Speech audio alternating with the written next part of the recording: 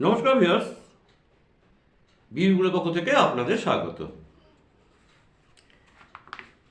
Viewers, আজ বৃহস্পতিবার, একটু সুব্রতজিকে নিয়ে একটু আলোচনা করি। ভিউয়ার্স,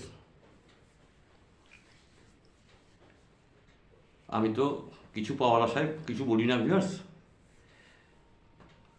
আপনাদের কিছু জানানোর জন্য আমার আশা, তাই বলি, একটু ভালো লাগে বলতে।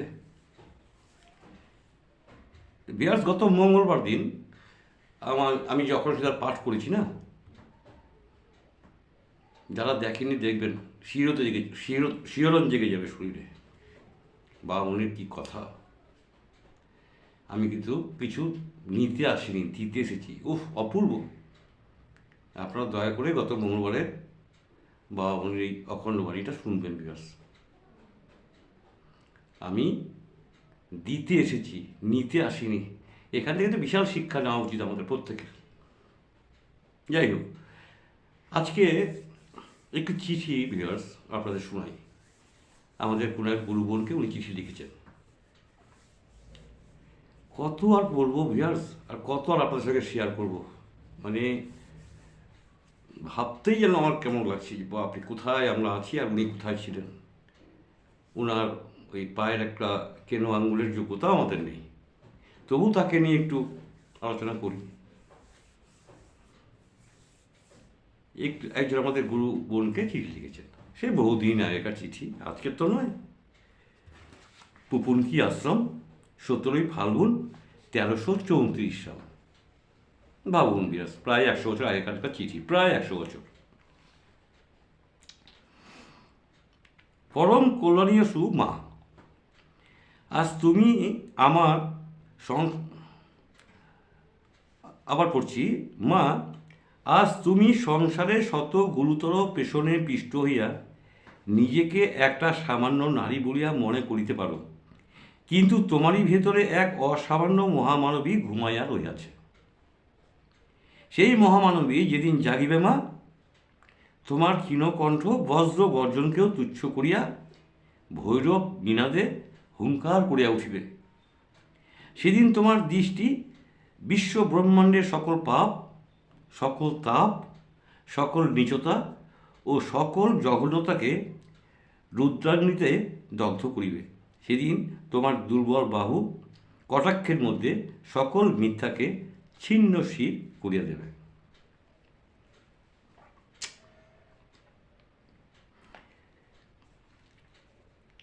আজ তোমরা ঘুমাইয়া রইয়াছ তো, তাই না আজ 33 কোটি ভারতবাসী নিদ্রার ঘোরে অচেতন হইয়া পড়িয়া আছে?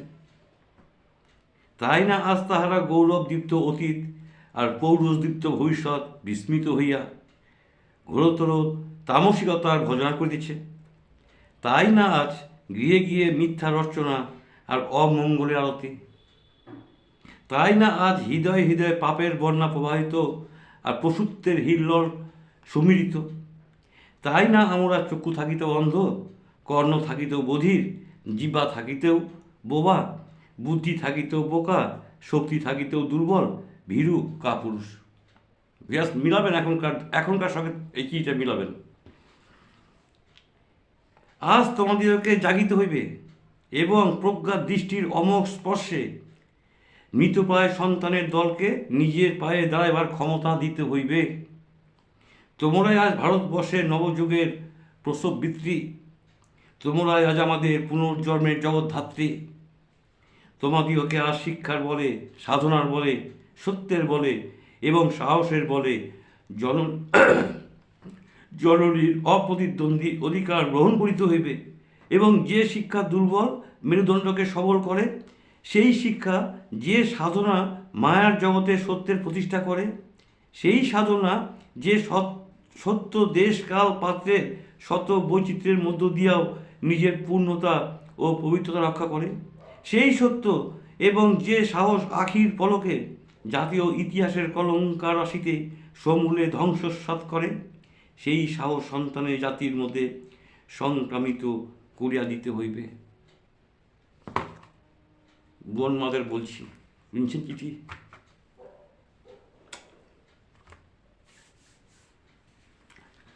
খুব মর্মান্তিক ব্যাপার, দারুণ, মানে একদম ভেতরে হৃদয় গেঁথে যাচ্ছে কথাগুলো। শেষে লিখেছে, মা আজ হইতে তাহার জন্যই প্রস্তুত হও, বুকে সাহস বাঁধিয়া, হৃদয়ে ভক্তি লইয়া, প্রাণে বিশ্বাস রাখিয়া, আজ হইতে তাহারই জন্য আত্মগঠন আরম্ভ করো। আশীর্বাদক সুরবানন্দ। উফ ভিউয়ার্স, দেখবেন নবযুগের নারী বই থেকে পেলাম চিঠিটা।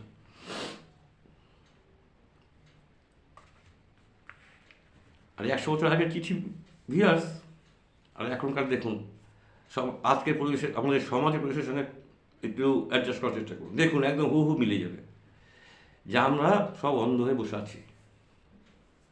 কোথায় আমাদের পৌরুষ আর কোথায় আমাদের নারীত্ব বলুন তো? আমাদের জেগে উঠতে হবে। বাবা মনির এই কথাগুলোকে সামনে রেখে না আমাদের নতুনভাবে জাগতে হবে। নাহলে আমি আগেও বলেছি, এখনও বলছি, আমাদের ধ্বংস অনিবার্য। আমরা যদি না জাগতে পারি না, আমরা যদি এই কথাগুলোকে সামনে রেখে না এগোতে পারি, 10 জন মিলেই করি না, বারবার বলছি ভিউয়ার্স, 10 জন মিলেই করি, এই কথাগুলোকে প্রচার আনতে হবে। তাহলে দেখবেন কিছু সমাজের উন্নতি সাধন হবে, এটা আমি আশা করছি। সমাজ তো ডিটোরেট করছে ভিউয়ার্স, ক্রমশ সমাজ ডিটোরেট করছে, অধঃপতন হচ্ছে।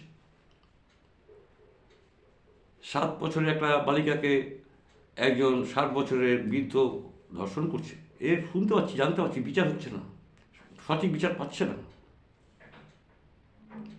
এইভাবে যে সমাজটা কলুষিত হয়ে যাচ্ছে না, এই সমাজটাকে যদি আমাদের জাগিয়ে তুলতে হয়, তাহলে আমাদের এই বাণীগুলো সবার ঘরে ঘরে পৌঁছে দেবে ভিউয়ার্স।